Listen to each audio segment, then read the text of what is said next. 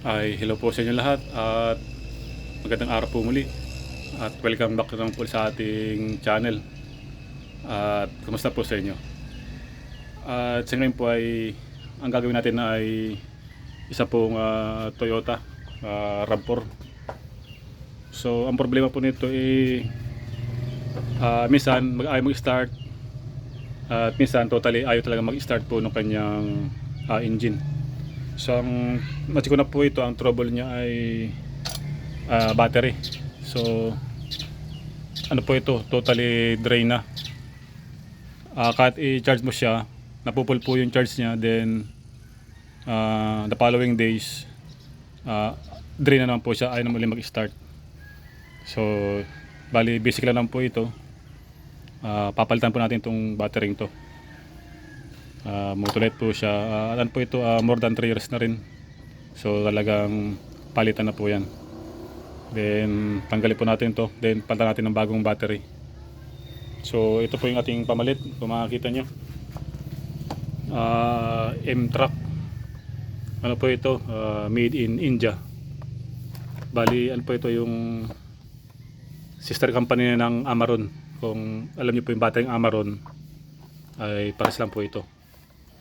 So try ko na po itong made in India kasi natry na natin yung Motolite Excel. So ibang brand naman po tayo. So okay po. So okay po, ate pong tanggalin to.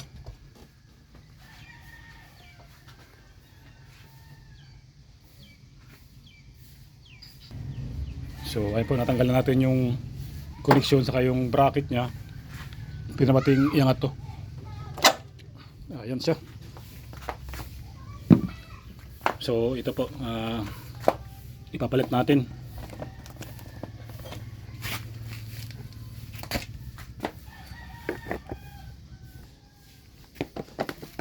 Ayan, atin pong buksan na.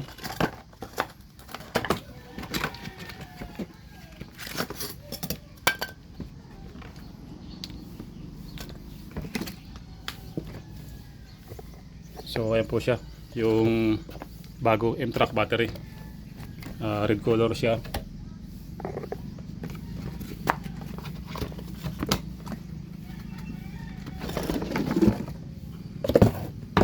Ayan.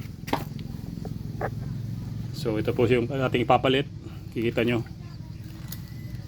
M-Truck. Yung ating luma ay Motolite Enduro. So ito po ating isalpak.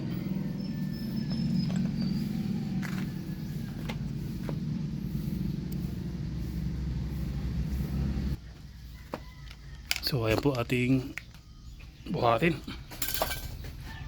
Ayan.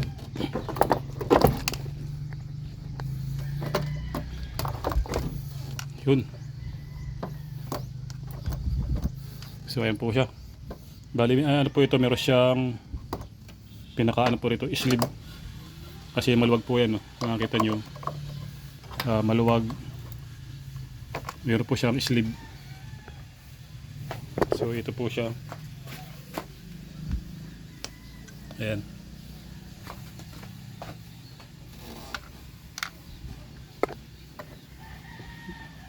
Pasok dito. At dyan po. Okay. So atin pong isalpak para ma-check po natin kung mag-i-start na siya, at ma-check po natin yung kanyang alternator kung tama yung nilalabas na voltahe.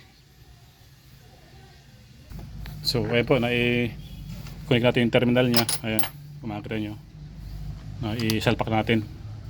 So ating pong hipitan, then start po natin kung under na yung kanyang engine. So ayan po, na-connect natin. Bali, itesa natin yung kanyang starter kung mag-start na po yung kanyang engine. So ayan po yung ating peltan. Okay po, ating start.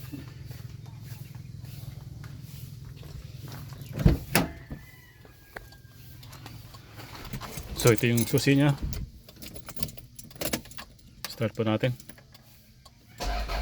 Yun.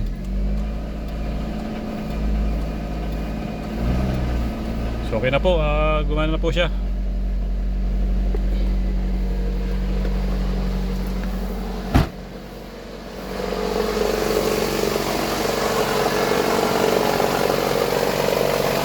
po, gumagana na po siya. Umistart na yung kanyang makina.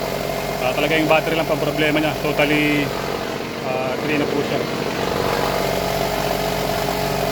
So atin pong testingin yung kanyang alternator kung tama yung voltahe po niya.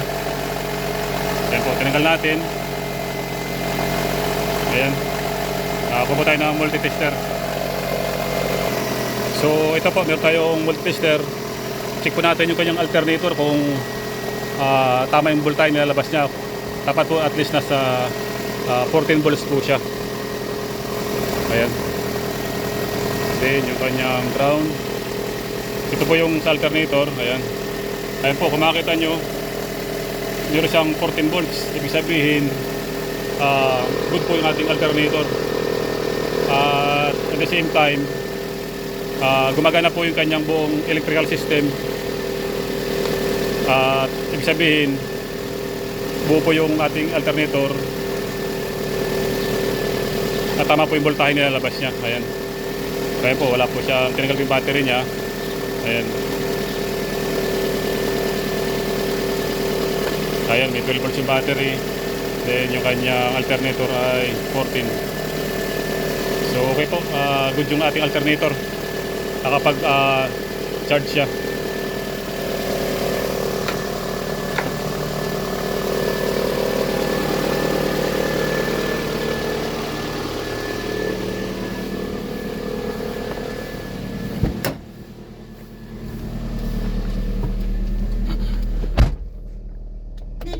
Ayun. So okay po, ayun, gumana yung kanyang car stereo.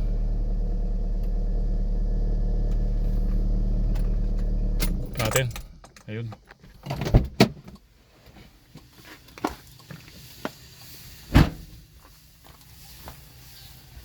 So okay na po ito. Bali, ikabit ko na lang yung kanyang bracket. Ito. Then higpitan ko yung kanyang mga screw sa terminal. So okay na po at sana ay nakatulong po ang video nito. Ano po ito, basic repair. So battery lang problema niya. At okay na po at hanggang dito lang po aking video.